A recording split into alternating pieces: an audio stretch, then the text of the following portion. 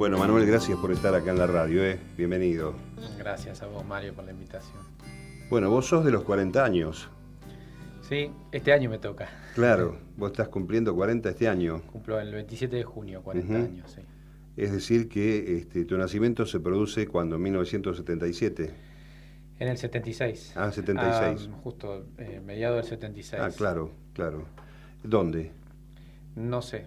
No tenés Es una de las registro. cosas que todavía no puedo saber. Ajá. En realidad, sé que nací mientras mi mamá ya estaba siendo perseguida, o sea, había pasado a la clandestinidad tratando de, preservar su vida y la mía, porque, mi papá había sido secuestrado el mismo día del golpe, el 24 de marzo del 76, así que ella, estando embarazada de 5 meses, se va de la ciudad de Buenos Aires, que era donde vivían, y empieza a dar vueltas por distintos puntos de la provincia. O sea que ella no está detenida, pero sí está impreciso el lugar donde pudiste haber venido al mundo. Sí, entiendo que entre Buenos Aires y Rosario. Está bien. ¿Y tenés alguna idea de en qué momento se apropian de ese bebé nacido en esa situación?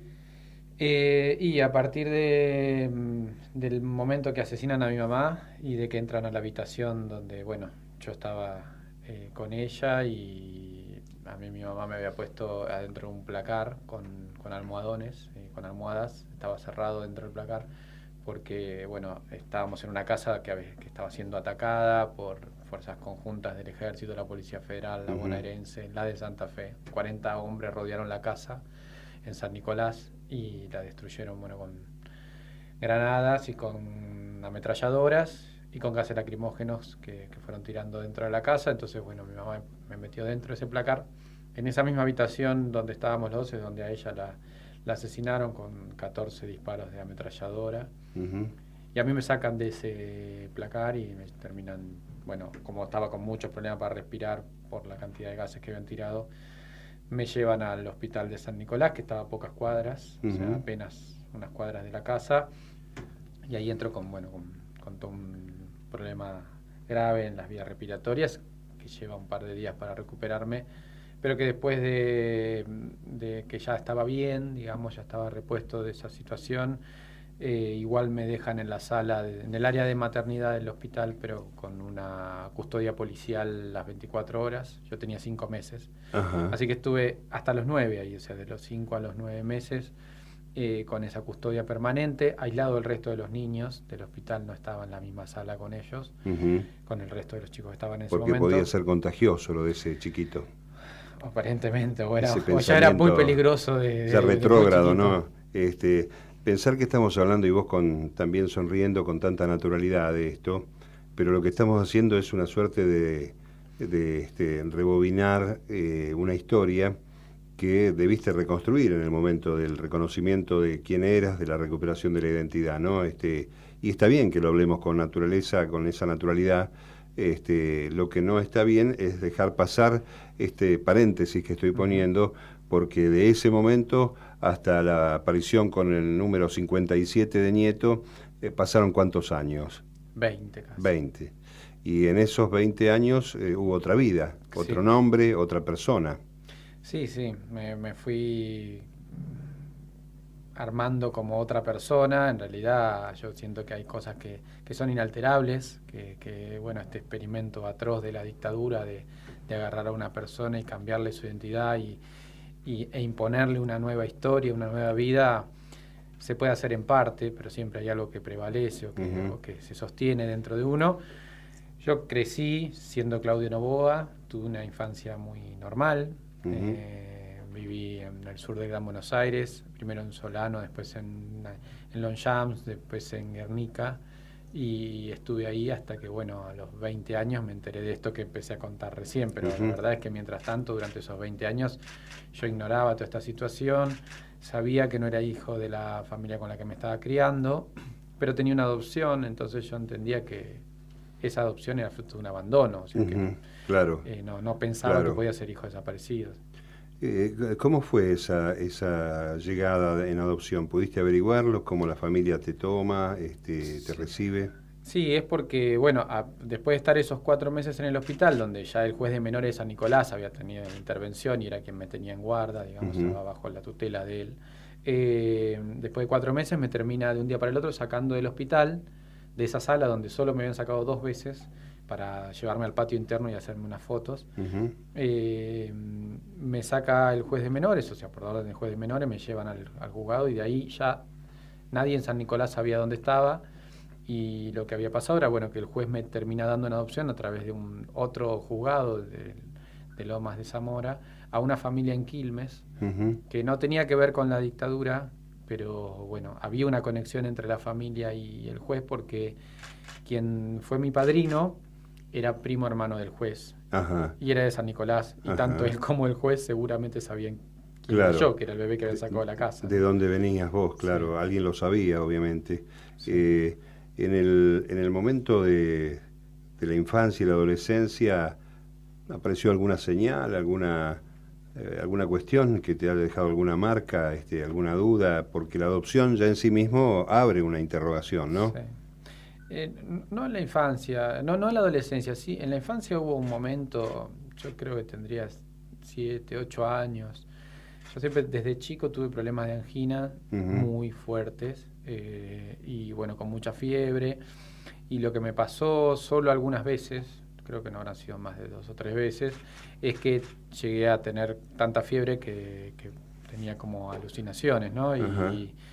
Y yo veía en ese momento en la habitación donde estaba, no es que veía otro lugar, sino que el lugar donde yo estaba, sí lo que incorporaba era otras situaciones, se veo, las montaba dentro de ese espacio porque yo veía gente rompiendo todo y de hecho, bueno, a mi mamá adoptiva lo que le decía era, por favor, saca a los soldados de acá. Y la verdad es que yo eso no tengo otro registro que no sea del momento cuando sucedió, porque la verdad, yo no tengo por qué pensar en una situación de un lugar donde yo esté y haya gente destruyendo el espacio, ¿no?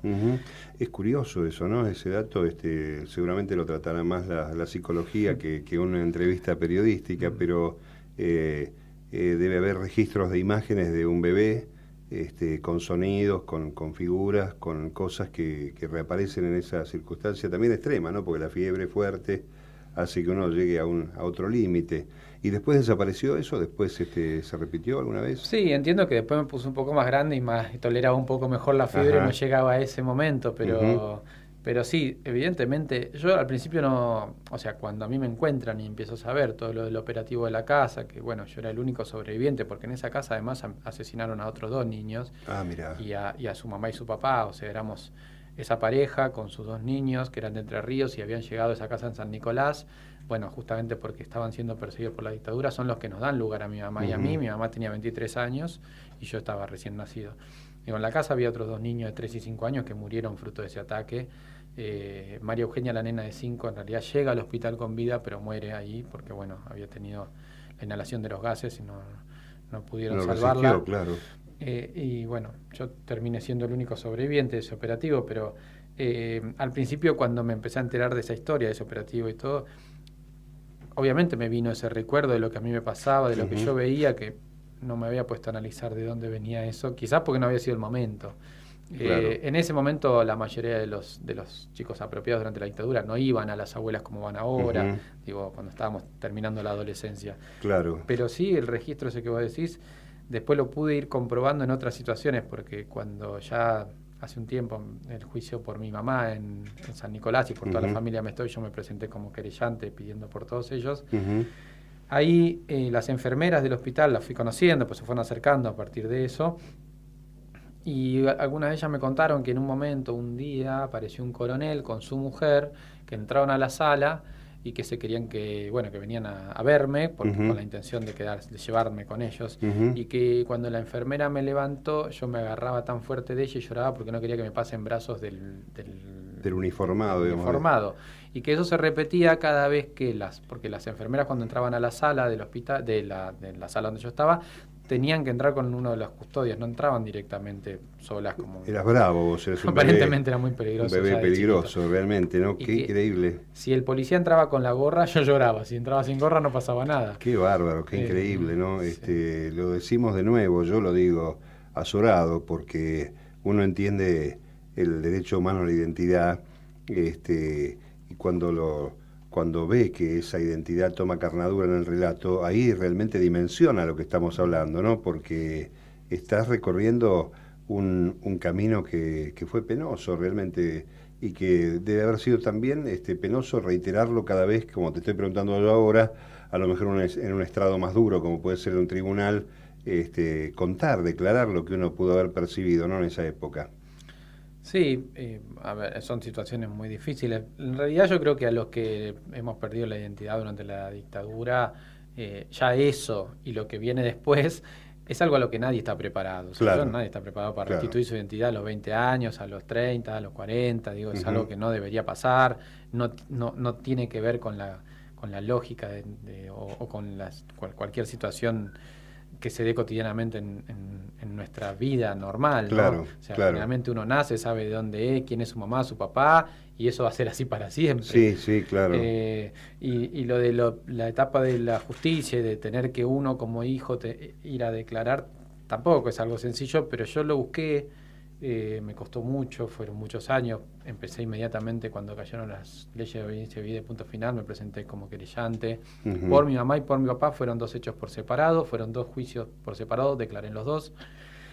Y en uno, obviamente, que fue el de mi papá, fui el primero que declaró, y lo que yo tenía que contarle al tribunal, entendí mucho cómo funciona el sistema, ¿no?, de justicia, Ujú. y el ámbito de un juicio oral, yo le tenía que contar a los jueces todo lo que después iba a venir después de mi declaración, que era el relato de los testigos y sobrevivientes que nosotros habíamos conseguido durante todos esos años, ¿no? Claro. La prueba que Ujú. iban a dar, todo el relato de los demás, Ujú. Yo lo que hice fue contar cómo había ido buscando uno tras otro, y por encontrarme con uno y que me contaba de otro, ubicarlo al siguiente para poder invitarlos a que, bueno, todo eso que ellos habían tenido guardado, porque en realidad no habían tenido ninguna instancia en la que alguien les pregunte qué te pasó durante la dictadura, Claro. ellos puedan ir y contarlo en una causa judicial. Y en el de mi mamá era el único sobreviviente, o sea que era la única voz que podía decir algo Ujú. después de haber sufrido ese ataque en esa casa, y Ujú. entonces, bueno, también ahí era una carga simbólica muy grande. Sí, claro. Y además, bueno, en ese juicio en particular, los responsables del operativo de la casa Juan B. Justo estaban sentados yo estaba más cerca de todos ellos que de todo el resto de la sala. Qué increíble, ¿no? Porque bueno, así estaba distribuido, se hizo en el Consejo Deliberante de San Nicolás, lo cual a mí me pareció muy bueno. Ujú. El tribunal era de Rosario, pero se llevó a San Nicolás esa Sí, audiencia porque sí, sí. era muy significativo para la ciudad. Yo Ujú. también creía que eso debía ser así, que Ujú. era bueno para esa historia de San Nicolás, que era la de la masacre en la calle Juan B. Justo, ese único sobreviviente y todo lo que significa simbólicamente para la ciudad. Claro, claro. Que también se haga la audiencia de la declaración en la ciudad, se hizo en el Consejo Liberante, pero a mí me quedé muy pegado a ellos, así que bueno, yo hablaba con los jueces. Con esta gente al lado. Sí, con ellos al lado, y Ujú. bueno, nada más allá de que no es una situación cómoda, yo creo que era una situación necesaria también para la Claro. historia. Estas personas están detenidas. Sí, están detenidas. Y Ujú. ayer justamente acaba de fallecer uno de ellos, ya estando detenido y Ujú. condenado, ¿no? Que era el máximo responsable, digamos, de toda la zona, que era el coronel Sainamán. Ujú. Manuel, han cambiado las cosas en la política argentina en estos tiempos. ¿Pensás que va a haber una continuidad garantizada de los juicios que permitan esclarecer esta acción militar y cívica, ¿no? Porque ahora también aparece la necesidad de evaluar y conocer de qué manera se comportaron muchos civiles durante esa colaboración, esa acción directa con la dictadura. ¿Pensás que hay un escenario propicio aún para que se desarrolle esto, que hay voluntad de la justicia para seguir? Sí, es doloroso pensar que depende de las voluntades, ¿no? Yo entiendo que hemos avanzado muchísimo, tanto que me cuesta pensar en un retroceso. Ujú. Sí tengo claro que, porque lo he padecido en carne propia, que la justicia tiene sus propios tiempos, y que Ujú. bueno, que muchas veces esos tiempos están muy atados a los tiempos políticos, y que aún con toda una impronta que que se dio después de la caída de las leyes de obediencia debida, punto final, costaba mucho que los jueces federales, muy adormecidos, sobre todo los jueces federales, avancen estas causas que no tenían pensado tener en sus fueros.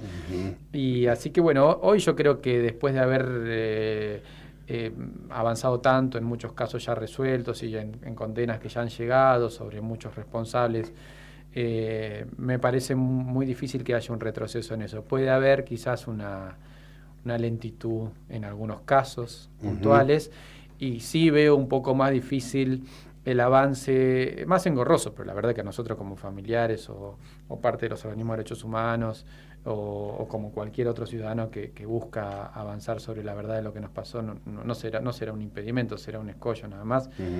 Creo que por ahí, en lo que tiene que ver con la complicidad civil, puede haber una reticencia, ¿no?, a que se avance como debería. Está bien. Bueno, está sin duda el respaldo de Abuelas, que tiene además una réplica internacional, no solamente en la Argentina. El esfuerzo que se ha hecho desde la organización realmente es reconocido mundialmente, ¿no? Sería un flaco favor retroceder en la búsqueda de el tema de la identidad de los nietos que faltan, cuando se ha avanzado tanto, ¿no? Es cierto que también cuando hay una política de Estado vinculada a la recuperación de la identidad, el camino se allana bastante. Yo no sé si hay una estadística, si maneja Abuelas alguna estadística de cómo se ha modificado la cantidad de consultas, las dudas, las visitas a Abuelas a partir de que haya una decisión del Estado, como pasó en los años anteriores, con mucha difusión, con apoyo, qué sé yo, desde la figura de los jugadores de fútbol hasta las campañas que los medios de comunicación desarrollamos. Me imagino que debe haber habido allí un cambio sustancial en la cantidad de gente que estaba pensando o averiguando o indagando acerca de su identidad, ¿no? Sí, eso es muy notorio eso, y bueno, de hecho, bueno, si uno lo ve gráficamente, hay una curva muy importante que va increciendo cuando aparece esta decisión del Estado a través de, bueno, decisiones políticas tomadas sobre todo a partir de la asunción de Néstor Kirchner, que empieza a poner al Estado al servicio también de esta causa, ¿no? O sea, porque esto que vos decías de la difusión de las campañas publicitarias con los jugadores de fútbol o con artistas, tiene que ver también con que el Estado, o sea, no es solamente que Abuelas quiere hacerlo, sino que el Estado participa de eso, porque si no sería imposible para una ONG poder darle financiamiento a una campaña pública como las que se vieron o se ven cada vez que aparece un spot de Abuelas. Y la repercusión de eso, digo, la posibilidad de hacerlo no solo, o sea, en lo que tiene que ver con los medios masivos de comunicación, sino en las universidades, en espacios como en eventos públicos, en la creación de material para tanto educativo como para que cualquier persona pueda acceder a estas historias, da una respuesta inmediata. Cada vez que hay un spot de televisión o alguna campaña, se incrementa la cantidad de personas que van o se animan a buscar, y en los últimos años eso se vio sostenido, porque hoy estamos en cifras bastante altas, entre 700 y 1000 son las cantidades de personas que van por año a Abuelas y a la CONADI, o sea, de personas que se animan a pensar en que pueden llegar a ser hijos desaparecidos, a buscar su verdadera identidad, y que tuvo un pico muy alto cuando fue obviamente la restitución de Ignacio Guido Montoya, porque bueno, obviamente lo mismo, digo, el poder de los medios de comunicación hacen que, bueno, eso toque, ¿no?, a cada uno en su lugar. Y sumado el símbolo que resiste mucho Estela, pero que en realidad el emblema también de la lucha es Estela, y entonces era como que recuperábamos todos un sobrino, un familiar directo en esa etapa de lucha. Contame de nuevo, hablando de tu propia historia, cómo es el momento tuyo en cuanto a la recuperación en sí mismo.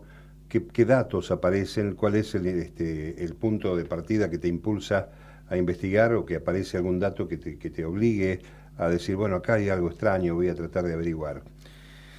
Bueno, en mi caso en realidad yo no busqué, a mí me encontraron, porque bueno, como decía, justo ese era el momento en el que todavía no sucedía esto de que te podían llamar o que ibas. Ajá. De hecho, abuelas no tenía en ese No momento. había legislación incluso, claro. No, y no tenía los medios, abuelas no Ujú. contaba con el apoyo del Estado Ajá. para poder difundir la búsqueda de los nietos. Entonces había, cuando yo me acuerdo cuando empecé a involucrar con abuelas, tenía un spot de televisión que lo tenía guardado hace un montón de tiempo y no lo podía pasar en ningún lado porque nadie le Ujú. daba la pauta.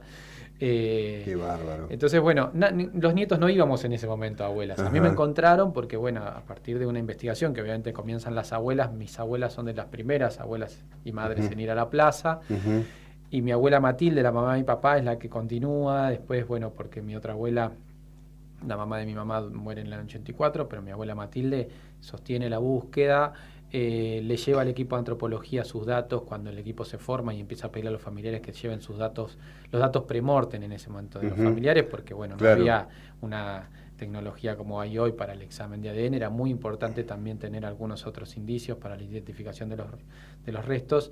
Mi abuela lleva los datos de mi mamá, de mi papá y los míos. Y bueno, y antropología es la que después, con esa primera parte del trabajo de abuelas, termina llegando a San Nicolás y bueno, encuentra que ese episodio de la calle Juan B. Justo era reconocido y por todos los vecinos, por todos los que trabajaron en el hospital en ese momento, y siguiendo ese rastro de sí, acá sacaron un bebé que terminan llegando a el expediente de adopción que estaba extraviado, que no estaba dentro del juzgado de menores, un Ajá. dato que no es menor, por eso ahora yo también tengo una causa abierta contra el juez de menores que me Ajá. entregó en adopción, y llegan a mi casa en Guernica, que me Ajá. tocan timbre. Así que yo no estaba buscando a nadie, Ajá. porque además yo, como te decía, pensaba, porque pensando de buena fe, no sé si es el término correcto, pero eso decía, si a mí un juez de menores me entregó en adopción, tengo un expediente de adopción, es porque, bueno, o sea, en realidad mi familia biológica no me quería. Claro. Porque yo decía, suponete que mi mamá, mi papá murieron en un accidente o lo que sea, y mis abuelos, mi tío, Claro. nadie de una familia se quiso quedar conmigo, con lo cual yo no tengo por qué buscarlos tampoco. Eras un paria para esa gente, claro. Mirá vos qué Sí, cosa, ¿no? Qué cosa. Y bueno, hay un encuentro con la abuela, sí, hay encuentro con la sí, familia. unos días después de que me entero, después de que, bueno, me tocan el timbre en casa, Alejandro Inchaurri, que era del equipo argentino de antropología forense, me empieza a contar casi todo lo que te relaté, Ujú. porque en definitiva, él que era un extraño, después sabía, o sea, inmediatamente sabía más de mí que yo mismo. Claro, claro. Me dice que, bueno, que mi abuela Matilde, la mamá de mi papá, me quería conocer, pero que bueno, que también aceptaba que si yo no quería conocerla, ella lo que quería saber es si yo estaba bien.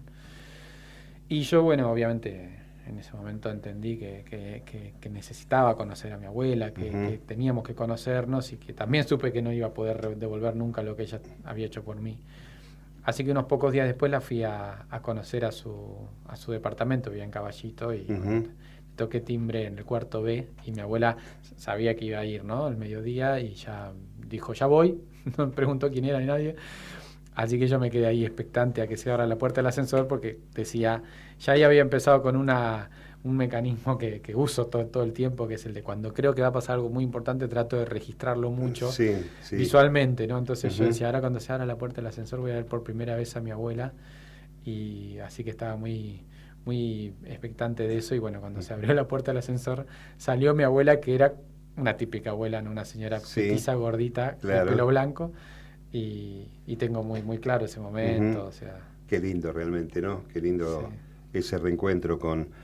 dicen que hay, yo si hay algo que valoro y lo he dicho siempre, es el trabajo de gran discreción y respeto que Abuelas ha hecho a este camino que puede tener rechazos, puede tener cualquier tipo de tropiezo, no todo el mundo está preparado de la misma forma para ese encuentro, para ese encuentro que es brusco. Por Ujú. más que sea grato, tiene una carga de cierta violencia, ¿no? De desarmar como un castillo de naipes la vida anterior y empezar a abrir la puerta hacia un recorrido que es la búsqueda de la verdad, ¿no? Que bien dicen que por allí es dolorosa, que no tiene remedio, pero bueno, es la verdad. Imagino en ese caso, desde tu condición de miembro de la Asociación de Abuelas, la experiencia que puedes aportar al tipo que viene ya, o a la chica que viene con la idea de que va a encontrar un camino, que va a llegar. No te voy a pedir datos, ni nombres, ni precisión, pero decime cómo es ese proceso, cómo es ese procedimiento interno en el momento en que un par tuyo, un nieto, cobra vida de nuevo a su vida real, y el proceso que hay que seguir, casi como un protocolo, ¿no? Para acompañar. Mirá, yo tengo como dos lugares por donde me involucro con esas historias. Primero porque, bueno, como decía, yo soy parte de la comisión directiva de Abuelas, soy parte de la institución, como uno de los nietos que elige estar cerca de ella, que puede estar. Pero después, por otro lado, mi trabajo está dentro de la Comisión Nacional por el Derecho a la Identidad. O sea, yo trabajo en la CONADI con Claudia Carlotto, y justamente ahí es donde, bueno, es el lugar donde se les comunica a quienes terminan siendo, a través de la identificación en el banco de datos genéticos, algunos de esos nietos o nietas que estábamos buscando. Así que bueno, ya he vivido varios de esos momentos de cuando otro par conoce su verdad en el instante preciso, y situaciones también muy especiales. O sea, la verdad es que cada historia es particular. Claro, sin duda. También me ha tocado desde Abuelas ir a ver algunos que podrían llegar a ser y que terminaron siendo. Puedo nombrarlos porque además es parte también de lo que nosotros pensamos que es el aporte a esta causa. Digo, de que se conozcan nuestras historias. Yo fui a ver a Catalina de Santis, que es una de las nietas de Abuelas, cuando ella estaba estudiando y ya sabía que no era hija de las personas con las que se había criado, pero que no quería saber nada. Y la fui a ver, estudiaba educación física, así que yo fui a esperarla para charlar con ella, y me llevó desde el CENAR hasta Libertador, que yo decía, este es mi límite, cuando llega a Libertador se sube a cualquier cosa y se va, así que iba midiendo cuánto me quedaba para poder hablarle, y fue así, llegamos a Libertador y se subió a lo que pasó. Pero bueno, alcancé a darle una carpeta con documentación de posibles historias de que podía ser la de ella, con otra compañera que estaba en ese momento en Abuelas, Andrea Di María. Fuimos a hablarle a ella. Entonces, después con otra me encontré porque había pedido, antes de analizarse, quería hablar con algún nieto, ¿no? Con Florencia Reinhold, y bueno, ahora el último nieto restituido, viajé a Rosario para darle personalmente el resultado del examen de ADN, en el que se confirmaba que era hijo de Sara Navarro, una señora que se había presentado en 2006 buscando a su hijo que había sido robado en Tucumán. Digo, y la verdad es que cada una de esas historias, claro que vas agarrando de ellos algo que te sirve para la siguiente. Claro. Pero lo importante es saber que es un momento que es de ellos. O sea, nosotros esperamos el momento en el que ellos decidan para encontrarse con su familia, si quieren que los acompañemos, si quieren estar solos. Claro. Generalmente ofrecemos la casa Abuelas para ese primer encuentro. Y ha pasado cosas muy lindas. El último nieto, Mario, se encontró con su mamá en una habitación de una de las oficinas de Abuelas. Estaba con Estela y con Claudia. Y la vi a Estela que se le caen unas lágrimas. Yo no había visto eso. Pero bueno, fue un abrazo tan hermoso entre una mamá y un hijo, y además parecían hechos a medida. Claro, porque así. Además ahí no es frecuente que esté la madre viva. Claro.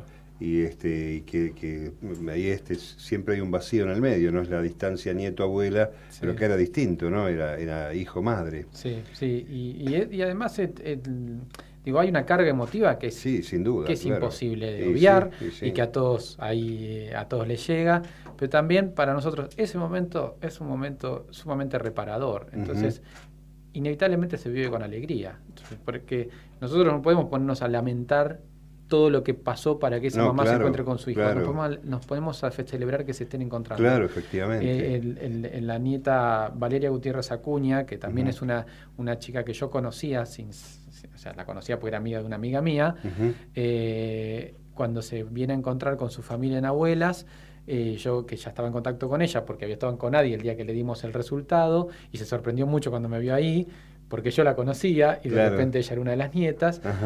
Quedamos en contacto durante esos días previos a que se iba a conocer con sus tíos en Abuelas, y entonces ella me había dicho, bueno, acompáñame, y dije, bueno, nos encontramos en el bar de la esquina de Abuelas. Entonces por otro lado, yo venía hablando con la familia de ella, con los tíos. Y claro, estabas ahí en el medio. Claro, vos. Y cuando entro al bar, porque había quedado encontrarme con ella para después entrar los dos juntos a Abuelas, veo que ella estaba sentada en una mesa, y en la mesa anterior estaban los tíos. Entonces cuando yo entro se levantan las dos mesas a saludar. Claro, ahí no entendía nada ella.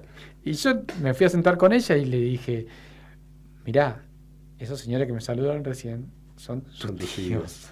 Yo no sé si querés saludarlos acá o querés esperar para saludar a los abuelos. Era una situación graciosa porque cuando fue previa al me evento. Levanto para ir a decirle a los tíos, mirá, ella es Valeria, se levantan ellos diciendo, yo ya sé quién es ella, yo ya sé quién es ella, así que bueno, el primer abrazo fue en el bar. Qué bárbaro, qué increíble. ¿Alguno de los nietos te preguntó, con la experiencia previa tuya, cómo hacer a partir de ese momento?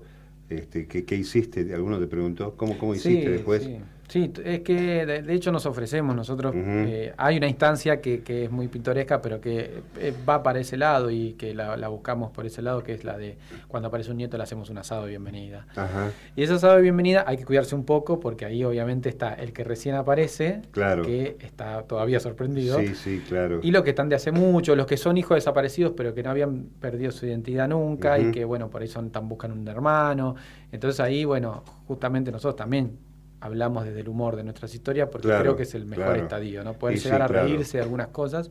Y hay algunas veces, siempre hay alguno que un poco más consciente dice, paren, porque está el otro que recién llega y piensa que... Pero la idea de encontrarnos sucede y siempre pasa que cuando uno aparece, alguno de los nietos que aparece encuentran otro como que con el que empieza a tener un diálogo sobre lo que va a venir, ¿no? Claro. A mí me toca por mi trabajo, en realidad, hablar mucho con todos ellos porque, bueno, yo los ayudo desde la cuestión documental, desde la CONADI, y entonces estoy siempre en contacto con la mayoría de ellos, pero la verdad es que encontrarse con otro que ha pasado por lo mismo, aunque no hables mucho, ya es una situación que sirve porque uno siente que es una historia inmensa que no tenés un vecino, no tenés alguien de tu familia, no tenés a tu mejor amigo para que te pueda decir algo de lo que te está pasando. Te lo puede decir otro que lo vivió nada más. Claro, un espejo falta, ¿no? Alguien que te dé alguna suerte de explicación, algo que es muy difícil de explicar, uno imagina. Bueno, y en los 20 años tuyos, en el momento de saber que eras el nieto 57, ¿qué cosas empiezan a cambiar en tu vida y qué marcas recordás más fuertes?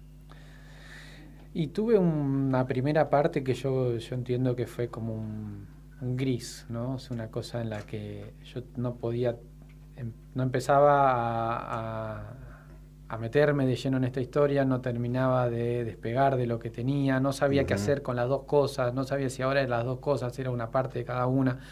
Y esos primeros años fueron muy difíciles. Hoy lo siento como algo muy difícil. En el momento por ahí uno se da cuenta. Pero la verdad que hoy me siento mucho mejor. En ese momento, en los primeros tiempos, y sobre todo en el contexto que había, esto fue fines de los 90, o sea, la verdad que era horrible. Porque los genocidas estaban sueltos, porque vos veías que yo me enteraba de lo que me había pasado a mí, sabía que le había pasado a un montón de otros y no había no había un involucramiento de quienes debían tomar las riendas de esto para poder encontrar el resto. Era muy doloroso, ¿no? O sea, había impunidad. ¿Qué hacías a esa edad? ¿A qué te dedicabas cuando te encuentras esta verdad? Había empezado la universidad, estaba estudiando primero demografía y turismo, después sistemas, después me accidenté, me quebré la pierna en 4 partes, me tuvieron que operar y ya después de ahí empecé a trabajar. A los 24 tuve una hija y empecé a ir para el lado de... En realidad, vinculado con abuelas, terminé después trabajando en una productora de cine y publicidad. Y fue como el comienzo también de mi situación un poco más clara con esta historia, el de decir, yo todo el tiempo que tenga, que pueda, se lo voy a dedicar a esto. Entonces, bueno, a ayudar a las abuelas del lugar que sea. Y nada, eso me trajo hasta el hoy, que es ya, bueno, que ser parte de esa cotidianidad con las abuelas para mí es maravilloso, pero que bueno, que es muy distinto a ese momento, es decir, que hacía en ese momento, y en ese momento era otra persona. Claro. Estaba pensando yo en la cosa cotidiana, el día a día, la cosa doméstica, por ejemplo el documento, había una identidad que no era la verdadera, y hay un momento de necesidad de hacer la transición, ¿no? ¿Cómo es eso legalmente? ¿Cómo se hace? ¿Tiene que haber un juez en el medio? ¿Tiene que mediar una instancia de esa naturaleza? Sí. Nosotros, por ejemplo, desde CONADI, cuando se recibe el examen de ADN, que determina que una persona que ingresó al banco con una identidad, en realidad es otra, nosotros lo que hacemos con eso es primero notificar a la persona, por supuesto, y después eso se presenta en la justicia, porque hay un juez que debe tomar conocimiento de esto, de que hubo una sustitución de identidad, que hay documentación que fue falseada, y entonces, bueno, es el juez el que ordena, después de tener toda la prueba delante, el que ordena el cambio de la inscripción de esa persona, o sea, la rectificación de la inscripción que determina que después tengas un DNI nuevo. En mi caso tardó mucho tiempo porque yo tenía una adopción, entonces primero hubo que anular la adopción y después, bueno, hacer el juicio de filiación, que el juicio se llama juicio de filiación porque de hecho lo es, pero en realidad en estos casos es un juicio que ya está resuelto porque el ADN ya dio el resultado. Ya da el reconocimiento, claro. Entonces es más que nada notificar a las partes. Pero bueno, también por la época que se vivía, yo iba solo llevando los oficios hasta Campana, San Nicolás, para esa primera parte que era la anulación de la adopción, y terminó tardando tanto que recién los documentos me lo dieron en el 2005. Increíble.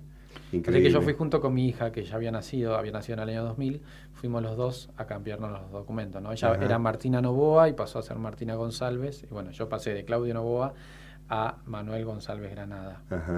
Y claro, y además una historia de vida escolar, clínica, porque la atención médica también, que debe trocar al nombre de otra persona. ¿Guardás documentos? ¿Las cosas viejas las guardaste? ¿Las tenés presente o las querés borrar o las quisiste borrar de tu vida? No, las tengo. Las tengo porque, bueno, no sé, en ese momento no me quise desprender. Es difícil, ¿no? Porque parece que uno se está desprendiendo de uno mismo. Es raro. Tengo claro que yo no debía haber sido nunca Claudio Novoa. Claro. Que esa documentación en realidad es por ahí lo que simboliza, ¿no? Lo que significa el cambio de la identidad de una persona, pero que básicamente en realidad lo que representa es una historia que no tendría que haber existido. Y la guardo, tengo en una cajita donde hay varios de esos documentos con el otro nombre. ¿Cómo es el caso de aquella persona que aún cerrando en un 100% la recuperación de la identidad rechaza esto? ¿Ha habido muchos? ¿Ha habido experiencias dolorosas en este aspecto en abuelas? Ha habido algunos y muy pocos por la cantidad de nietos resueltos, o sea, de identidades resueltas, 119 hasta hoy. Son muy poquitos. Sobre todo son los que más quedaron enquistados en la memoria, que son los de los años, que yo también lo veía, fines de los 80, principios de los 90, cuando la televisión mostraba alguna de estas restituciones, de la peor manera, ¿no? Porque lo que daban era la discusión de que en realidad esos chicos estaban bien y mirá el sufrimiento que les están dando ahora. Claro, esa visión.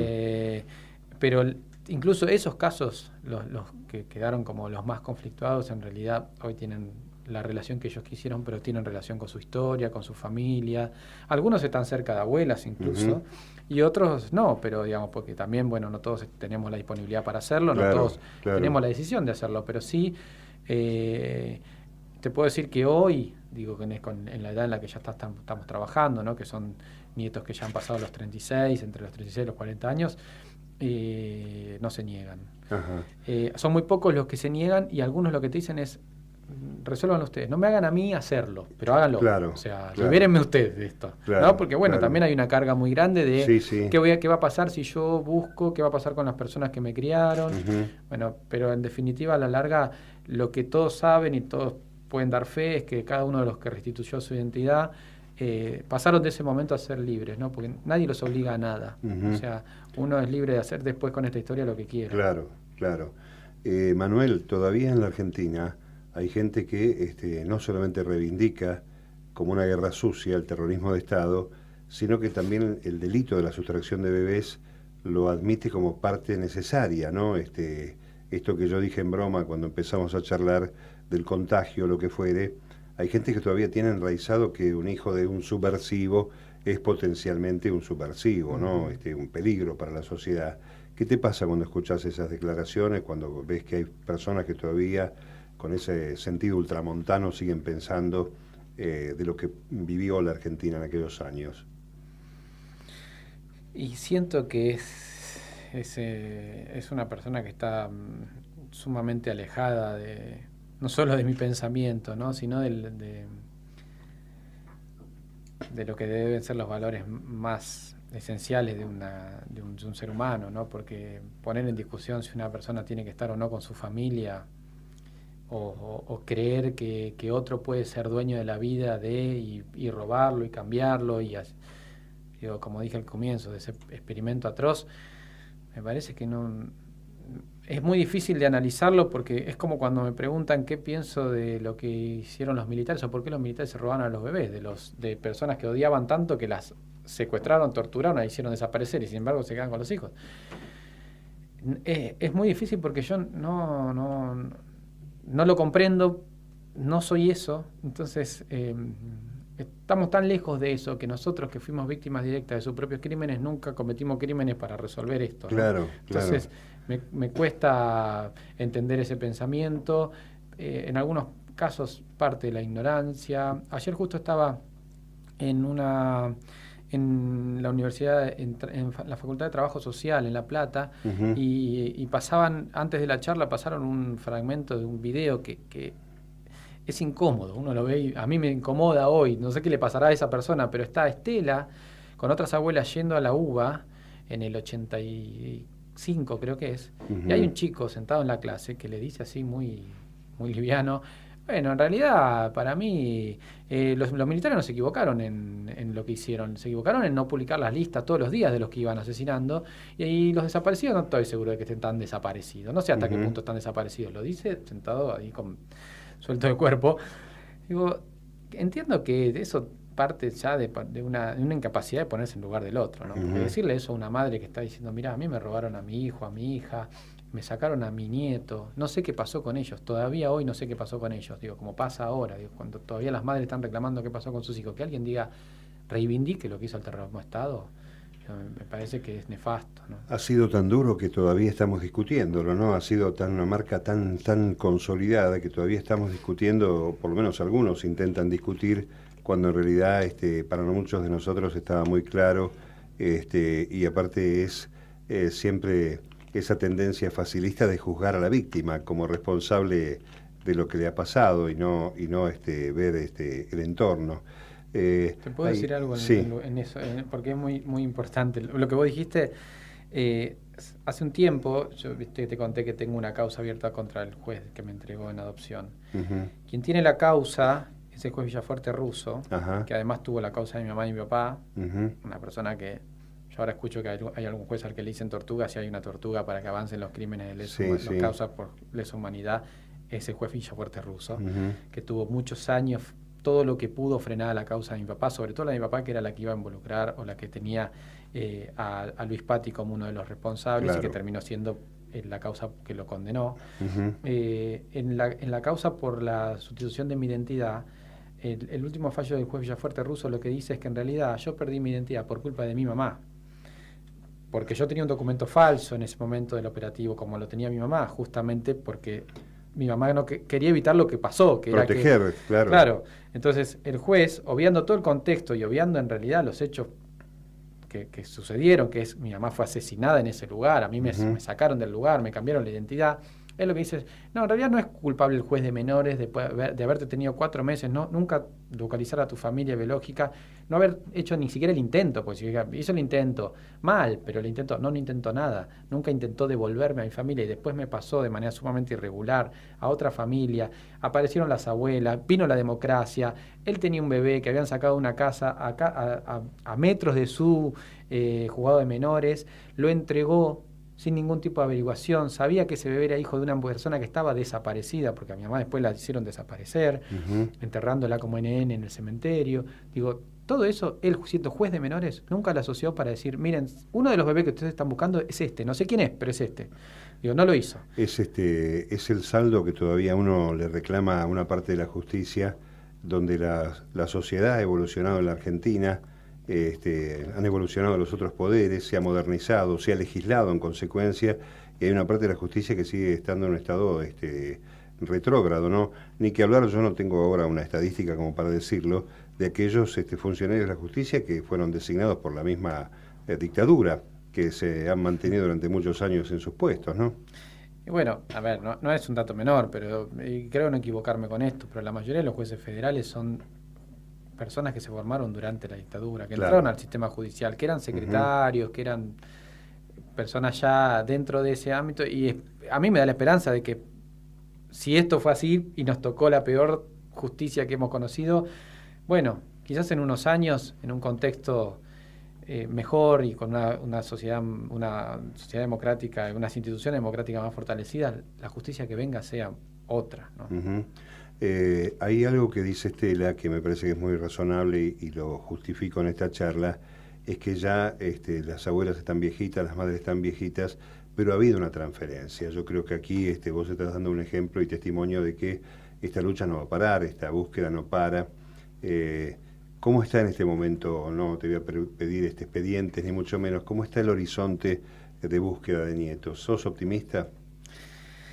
Sí, la verdad es que es una labor que, bueno, que las abuelas... Pues son 400 nietos, lo que faltan un poco cerca más. de 400 se estima que faltan todavía, Uh-huh. sí. Es una tarea que, bueno, que es muy demandante, que te provoca sensaciones muy fuertes constantemente, porque además nunca sabemos cuándo va a aparecer el siguiente. Uh-huh.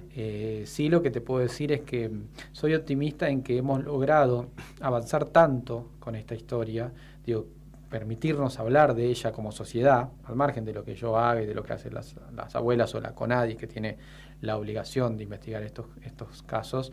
Digo, creo que ese avance que pudimos tener nosotros como pueblo es muy importante y se refleja en esto que hablábamos antes de que hay muchos que se permiten dudar y que se acercan. Hoy la gran herramienta que tenemos es esa, la de que vengan. Uh-huh. Más allá de que nosotros desde CONADI, como hacían abuelas o la unidad especial de la Fiscalía, trabajan en la investigación de posibles nietos apropiados, hoy la mayoría son, el mayor caudal de trabajo que tenemos son los que vienen, se presentan espontáneamente. La consulta espontánea, claro, Sí. claro. El año pasado fueron 1.035 los Uh-huh. legajos que abrimos en CONADI. Eso marca, bueno, una movilización de parte de toda la sociedad, porque para que alguien se acerque y busque su identidad, siempre necesita de otro que lo acompañe, ¿no? Que puede ser su pareja, su amigo, o un referente que ve en la televisión. Está claro. Gracias, Manuel, por estar en la radio con nosotros. Gracias a vos, vos, Mario.